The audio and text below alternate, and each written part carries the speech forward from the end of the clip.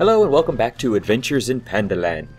We're starting off right where we left off last episode, moving out of the village and collecting a quest to probably run someplace else.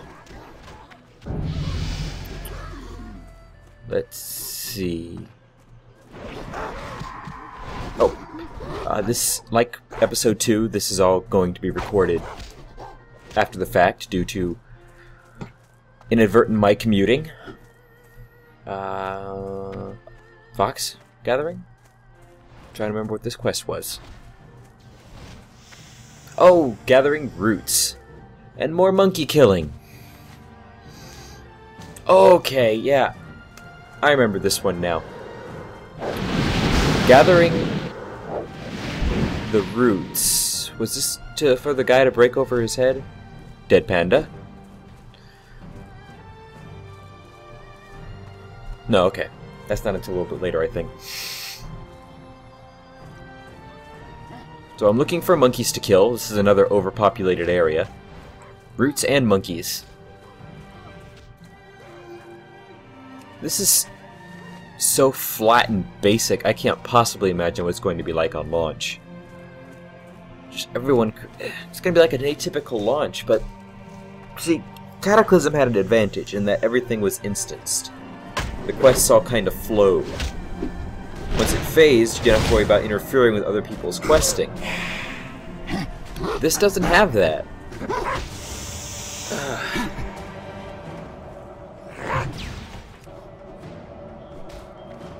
This whole expansion just reeks of absolute laziness on the part of Blizzard.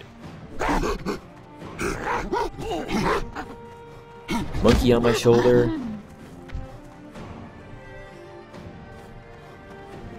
And here's the thing, okay?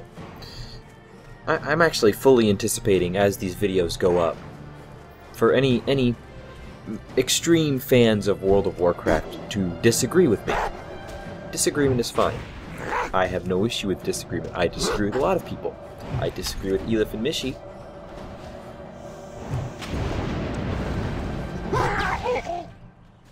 But the most important thing that you have to do if you're going to disagree is you have to come up with reasons. Why do you like this? Why do you dislike this? If you like it just because it's got a name, you might want to reanalyze your priorities or your understanding of why you like something. Name recognition can be good. It helps you be more aware of the product that you're getting. You're saying, oh, I like these devs, they have this, or this is a sequel to the first game that I really liked. But if you don't like a game, like, let me use this for a bit of an example, as I'm continuing to kill monkeys and gather roots, or run back to drop off my roots and monkeys. I am not a huge fan of Dragon Age Origins. I'm not. Point blank. I tried it a couple of times, I've yet to get through the main story. I just found it a little bit boring. None of the characters, except for maybe Morrigan, really intrigued me. The storyline was about as generic fantasy as you get. At least, in my opinion. Again, it's an opinion. Opinions should not be stated as fact. With Dragon Age Origins, the only fact is that the game came out. What am I doing here now? Am I going into the cave? I'm not sure. But anyway, the only fact is that the game came out and the game exists. You can cite numbers, you can cite information. When it comes to analyzing the various aspects of the games, that's all subjective. The only evidence you would have of WoW's declining, oh, this is summoning the wind dew to get the wind crystal to do something. Oh yeah, that was the wind guy I summoned, and then people jumped on him and stole my kill. Very nice, very classy. So I go on the other side of the tree and summon him separately. But remember, opinions are not facts. They're not. And I might say I don't like this, and I may give reasons. But it's all subjective. For some people, this could be the most exciting gameplay they've had all year. And I'm including 2011, based on some of the comments that I see. for me it's not. For me it's flat out boring. It distills all of the issues with World of Warcraft into one concise area. Unimaginative writing, boring quests, kill and gather, kill and gather, kill and gather, that's it. And this music! I understand it's fitting, but it just sounds like the same music looping. I do like Asian music at times. Oh, it stopped. Good. Anyway. So don't get angry at people because they express opinions on games. They are not hurting you. If someone not liking something that you enjoy hurts you on an emotional level, you might need to work on your maturity a little bit. Feel free to disagree. Feel free to debate. I love debates. If you disagree with me, give me a concise reason. I want you to do that. If you disagree, or even if you agree with me, with my views that have been expressed in the first couple of parts of this, post it in the comments. I will arbitrarily ignore anything written in all caps and any sort of disgusting language or things like that. I don't care about those. Those aren't constructive and those aren't informative. If you like this, if you have played the Miss Pandaria beta and you enjoy this, I want to see why. I want reasons why. Educate me on that matter. Show me why people are enjoying this. It's the same thing. I brought up Dragon Age Origins. Obviously, you can see I'm not talking about the gameplay because there is no gameplay right now. I'm killing monkeys and picking stuff up. That's it. That's what's happening in this game right now.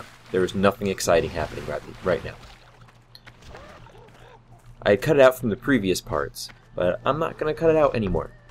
I want to show the in-between stuff, what's going on. Is this where I'm going into the cave? Okay, I'm going into the Cave of Trials here. I use the word trials in quotation marks, because there's nothing trialing about this. Go in here. Go into the pool here. See that very nice pool? Very nice, pretty pool. And then, oh no! Fire! Oh wait, it doesn't do anything. Oh wow, 34 damage. Oh look, I can run through it. So harrowing! Yeah, it's a starting zone, okay. But if it's no point, is it just for aesthetics? Educate me. Tell me why people enjoy this. Why they're letting this sort of thing happen. Why they're agreeing with it. I want to know.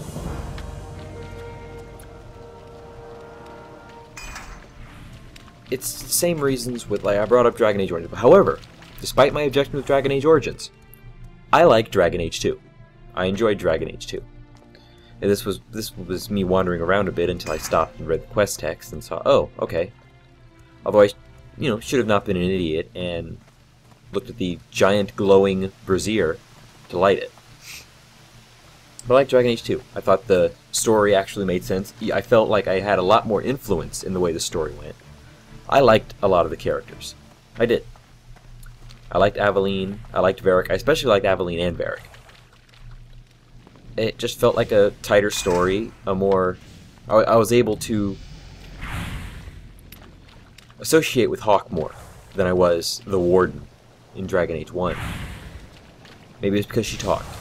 It helped connect her. It helped make her an actual character.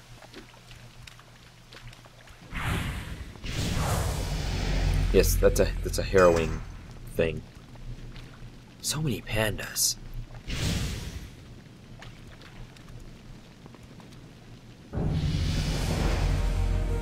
And I leveled.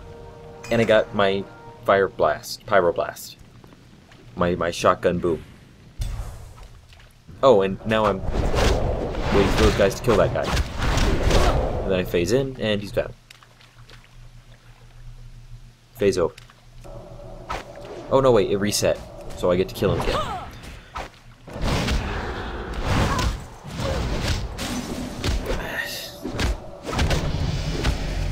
I don't get it. How can people look at this as fun? Especially with such games on the horizon. and even videos of games coming. Playing as the panda with this will just kind of herald in. You'll play these first 10, 12 levels on the island. Get the starting zone out of the way. And then you go back to the old world. You play that for 40 levels, give or take a couple. And that's Cataclysm questing, so that'll be pretty good. Balanced, interesting story, although it does kind of make the whole thing a back in time issue. It was the same issue whenever you created Death Knights, and they exited the instance starting area at 55. And first thing you did, you went to Outland. Completely disregarding any sort of timeline or continuity or anything like that. Oh, this is me trying to get the floating cat dude to work. Beta is beta. And it was the issue with that. There was the issue with going back in time like that. And so we got the same issue. We've got Cataclysm was destroyed. Cataclysm tore apart the world. And now pandas arrive. It doesn't even imply that they felt the Cataclysm. I mean, it was throwing tidal waves in 1,000 needles, but it didn't disrupt their freaking turtle. I saw no indication of the Cataclysm. Maybe it'll happen later. Maybe it'll happen later on the island. I don't know. But no indication of the Cataclysm. And then you go back to the land, and oh, look, there's ruinous stuff everywhere. And then you go to Outland, which is so outdated. Although I have to admit, I felt more drive to do the leveling there than I do in PandaLand. The upcoming parts is after this. It's going to be the next bulk of leveling, and I happily have Elif with me doing that. But I'm setting the tone now for the future updates of this. I don't find this game fun in the slightest right now. And maybe later, if I'm going solo again, if I'm going solo again, I'll talk more on other issues I have with this beta. And oh, here we go. And I'm crash. Boom. So I try to log in again, and I have some technical difficulties, which, as you can see, and it told me that I was a level 1 mage. That's fixed later, because I already talked about the later parts. And yeah.